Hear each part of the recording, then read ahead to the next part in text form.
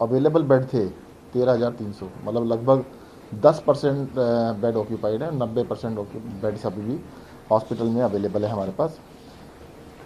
Active जो patient है, active patient थे 39,873, यानी 40,000, लगभग 40,000 पेशेंट एक्टिव थे। 40,000 पेशेंट्स एक्टिव जब पहले थे तो उस टाइम पर जितने पेशेंट हॉस्पिटल में अभी उससे कम से कम 6-7 गुना पेशेंट ज़्यादा होते थे। तो इस बार ही थोड़ा सा एडमिशन्स कम है, सीवियरिटी कम है। मैं फिर से एक बार रिपीट करना चाहूँगा कि होम आइसोलेशन में अगर आपको हल्के सिम्टम्स हैं तो आप होम आइसोलेशन में रहिएगा 7 दिन के लिए, और 7 दिन के बाद बिना टेस्ट कराए आप होम आइसोलेशन से बाहर आ सकते हैं, अपने काम पे जा सकते हैं, प्रोवाइडेड कि आपको 3 दिन से बुखार या कोई और सिम्टम ना हो। अगर 3 दिन तक आपको लास्ट के 3 दिन में सिम्टम नहीं है तो आप अपने काम पे जा सकते हैं।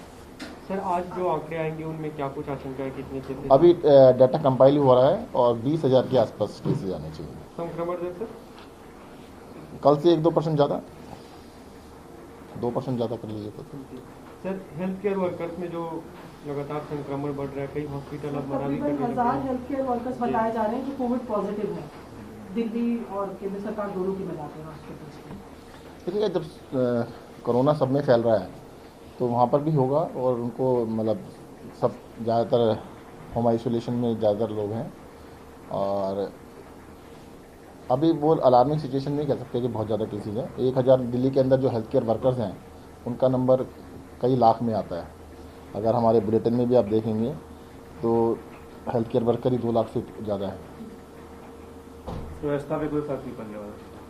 नहीं, हम कर लेंगे, कोई दिक्कत नहीं है। We are well prepared. Delhi सरकार ने पूरी तरह से तैयारियां की है और हमने बहुत ज़्यादा केसेस को मानते हुए तैयारियां की हुई हैं। सर, दिल्ली सरकार ने एक योजना शुरू की थी, हेल्थ असिस्टेंट तैयार किए जा रहे थे 5,000, तो क्या वो इस वेब के लिए तैयार है? हाँ, बिल्कुल तैयार है। जहाँ भी जरूरत पड़ेगी उनको भी यूज़ किया जाएगा।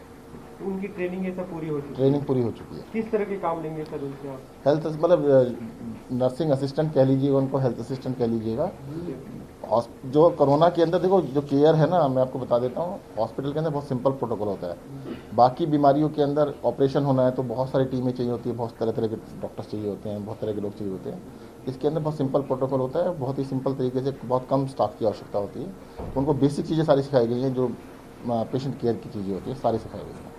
सर, ऑन मंडे डीडीएमए की एक मीटिंग हो रही है, तो एजेंडा में लिखा है कि red alert will be on the table. So any more restrictions expected, sir? What is your assessment? देखिए, वहाँ पर जो भी होगा वो मीटिंग के बाद ही बताया जा सकता है। परंतु मैं आपको थोड़ा सा ये कहता हूँ कि पिछली बारी में और इस बारी में बहुत बड़ा फ़र्क है।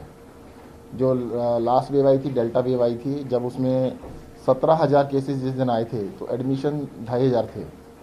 अब 17,000 केसेज आए तो एडमिशन 200-300 हैं। तो admissions are very less and very few as compare to last wave. और अभी भी इसमें एडमिशन्स में भी एक इशू ये है कि काफ़ी सारे पेशेंट ऐसे जो दूसरी बीमारियों का इलाज कराने के लिए अस्पताल में गए वो पॉजिटिव कहलाए, तो वो इंक्लूड है इसके अंदर। सर, लेकिन जो भी चर्चा हो सकती है, क्या कुछ उस समय क्या, जैसे 2 दिन बाद ही मीटिंग है, केसेज जिस तरह से बढ़ रहे हैं उस समय 23-24,000 केस हो सकते हैं, तो उसको लेकर क्या कुछ और पाबंदियां लगनी चाहिए? ऐसे कयास लगाने की जरूरत है। दिल्ली ने पाबंदियां बहुत सारी ऑलरेडी लगाई है, अब वीकेंड कर्फ्यू भी लगाया है, इसका भी इफेक्ट देखिएगा। दिल्ली सरकार ने पहले ही देखिए देश के अंदर सबसे पहले सारे इंस्टीट्यूशन बंद किए, जिम्स बंद किए, सिनेमा हॉल बंद किए, मॉल्स, शॉपिंग कॉम्प्लेक्स, शॉप्स को इवन ऑड किया।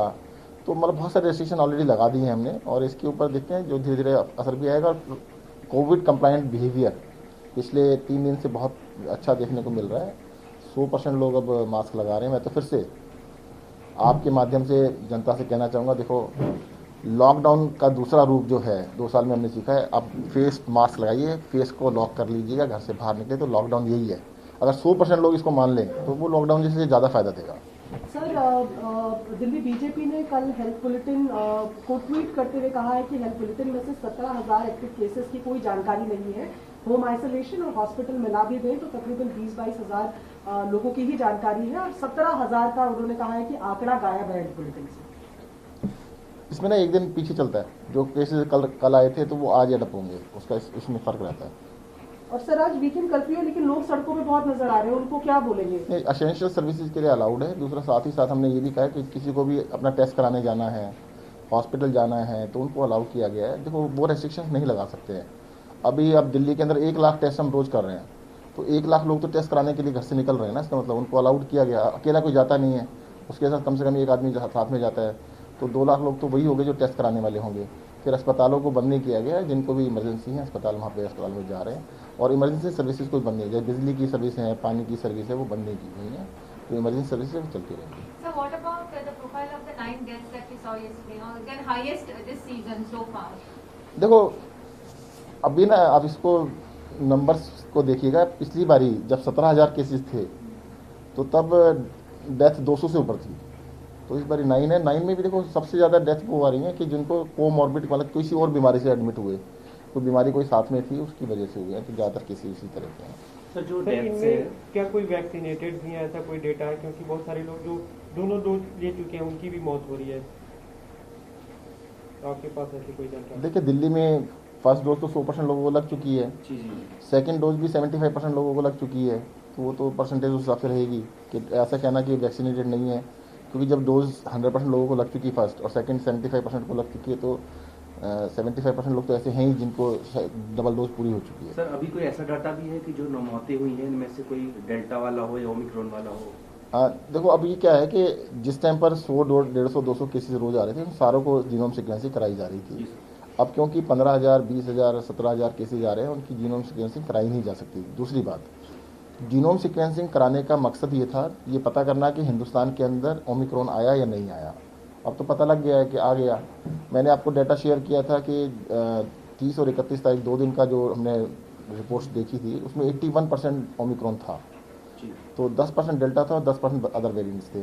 तो 81% जब पता लग गया तो अब मान के चल रहे हैं कि भाई 81% ओमिक्रॉन होगा। तो उसके बाद कोई डाटा आया सर?